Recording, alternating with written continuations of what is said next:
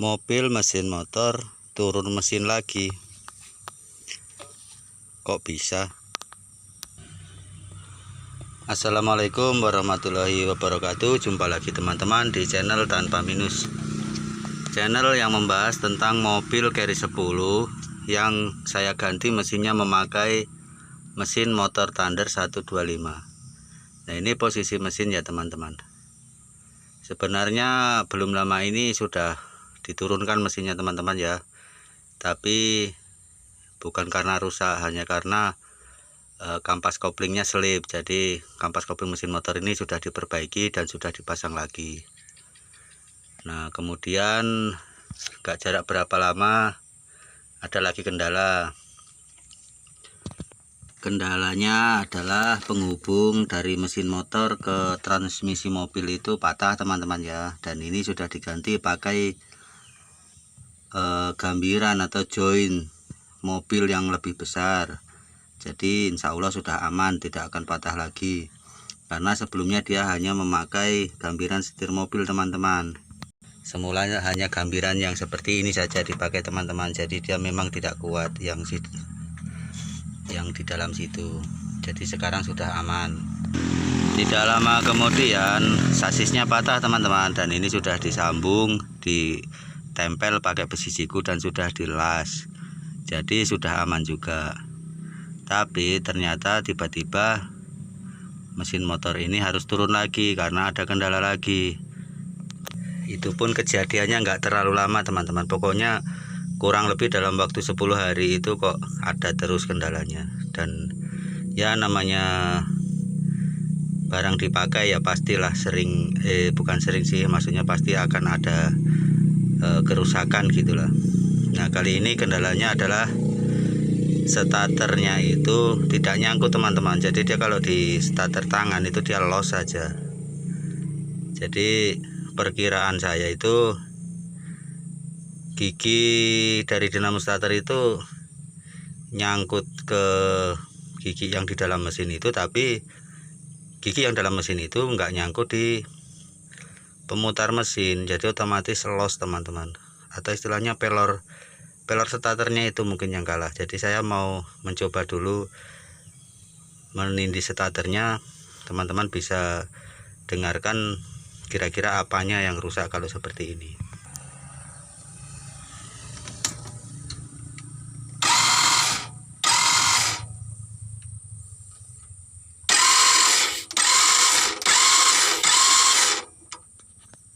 Nah, tadi itu saya sudah buka dinamo starternya teman-teman, tapi ternyata masih terputar.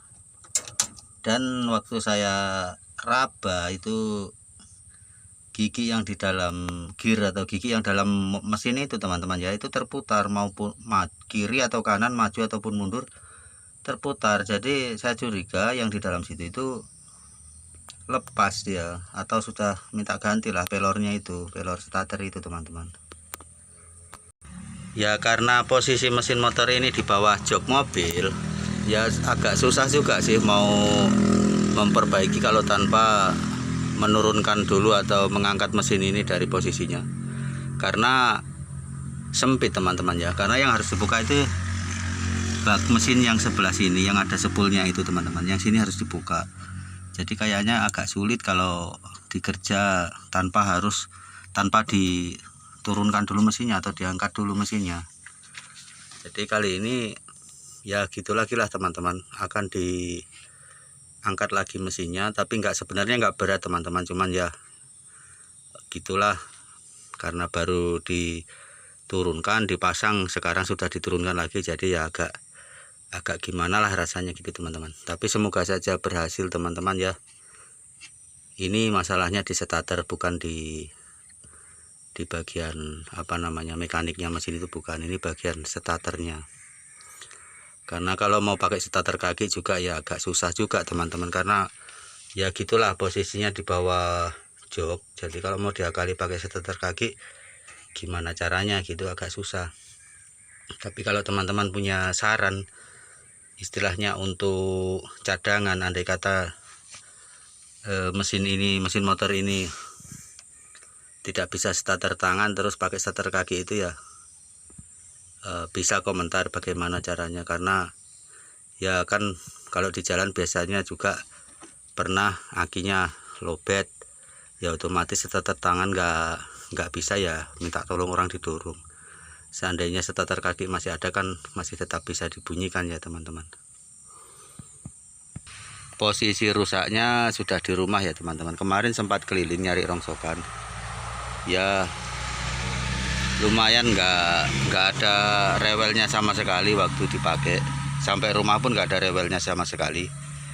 Dan tadi waktu di parkir rencana untuk berangkat nyari rongsok lagi, tapi mau nurunin besi tua dulu itu di belakang. Nah setelah di starter kok kemudian nggak mau, dia malah los seperti itu tadi teman-teman.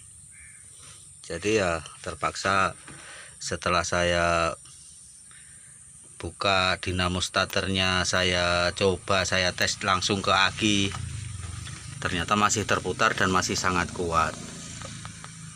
Kemudian saya coba raba yang di dalam lubang untuk pasang dinamo starter itu kan terasa gigi gerigi yang ada dalam mesin ya teman-teman. Ternyata itu putarannya ringan sekali, los maju maupun mundur, kiri atau kanan itu los teman-teman. Jadi saya ambil kesimpulan kemungkinan ini pelor starternya kalah yang di dalam itu, jadi dia nggak nyangkut. Ya akhirnya mesin ini harus diturunkan kembali. Sebenarnya ya cuman mungkin dalam waktu 10 atau 2 minggu inilah sering ada perbaikan di mobil ini. Sebelumnya itu sudah dipakai selama 1 tahun, itu bisa dibilang nggak pernah merepotkan lah, nggak pernah minta jajan, nggak pernah rusak gitulah teman-teman ya. Tapi adapun pernah turun mesin dulu karena ganti kampas kopling itu saja.